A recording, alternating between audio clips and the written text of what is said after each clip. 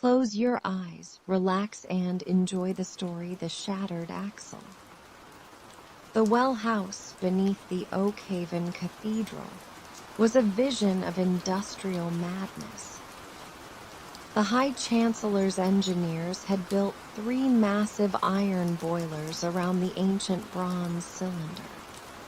Great copper pipes, wrapped in leaking canvas, ran into the rings of the polyphon, forcing superheated steam directly into the ancient gears. The air was a suffocating mix of boiling mist and freezing draft, creating a heavy gray fog that made it impossible to see more than 10 feet. Inquisitor Vane stood on a wooden platform overlooking the machine, his silver tuning fork now mounted on a brass rod, vibrating constantly from the steam pressure.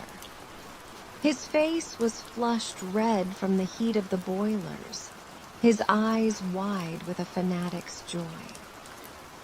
"More pressure," he shouted to the smiths below, who were shoveling coal into the roaring fireboxes. "The silver lines are beginning to glow. The heat is coming north." The bronze cylinder was indeed glowing, but it wasn't a healthy amber.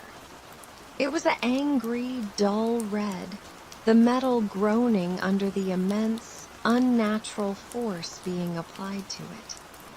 The symbols stamped into the rings were warping, the edges softening as the bronze neared its melting point. Jeremy and Mara slipped into the chamber through the shadows of the fuel wagons. "If that metal melts, the balance is gone forever," Jeremy said, his voice strained as he watched the machine. "The southern outposts will have nothing to pull against.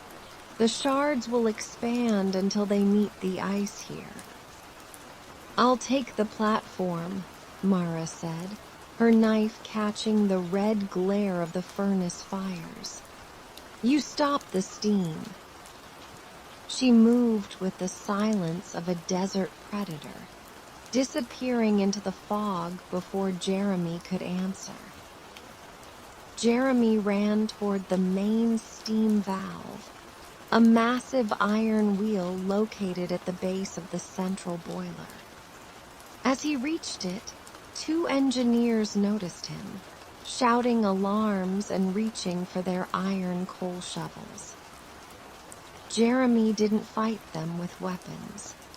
He reached into his coat and pulled out a small glass vial containing the remaining blue elderberry liniment he had saved from his first discovery. He didn't use it to trace lines this time. He threw it directly into the open firebox of the primary boiler. The distilled pine sap and berry oil hit the burning coals. Instead of an explosion, the chemical composition of the fuel changed instantly. The smoke turned a brilliant, violent blue, and the sound of the draft inside the chimney shifted from a roar to a sharp, rhythmic hiss. The steam produced by the blue fire carried the frequency of the oil. As it rushed through the copper pipes into the polyphon, the vibrations changed. The frantic, high-pitched screeching of the bronze rings stopped. The machine shuddered, the steam pressure dropping as the resonance found a temporary alignment with the metal's natural frequency. "What are you doing?" Vane screamed from the platform, his silver fork ringing out a discordant note as he swung the brass rod down toward Mara, who had just leaped onto the wood planks beside him. Mara ducked the blow, her blade sweeping low to take the Inquisitor's legs out from under him. Vane fell with a cry, his tuning fork clattering off the platform and dropping directly into the open gears of the spinning cylinder.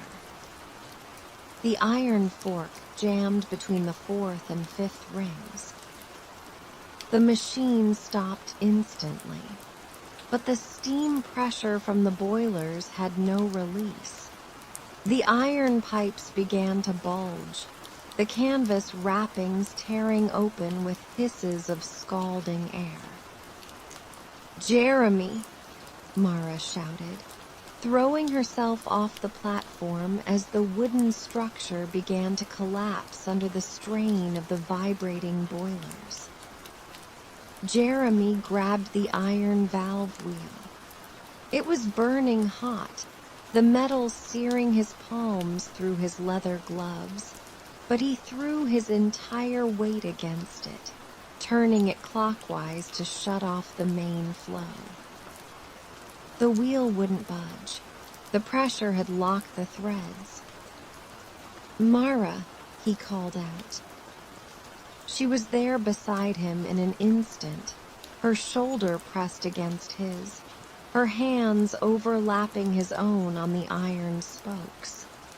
Together, they gave one final, desperate heave. The valve snapped. Not the threads, but the main iron stem broke, releasing a geyser of freezing water that had been held back by the pressure. The water hit the red-hot bronze cylinder with a sound like a dying god's scream.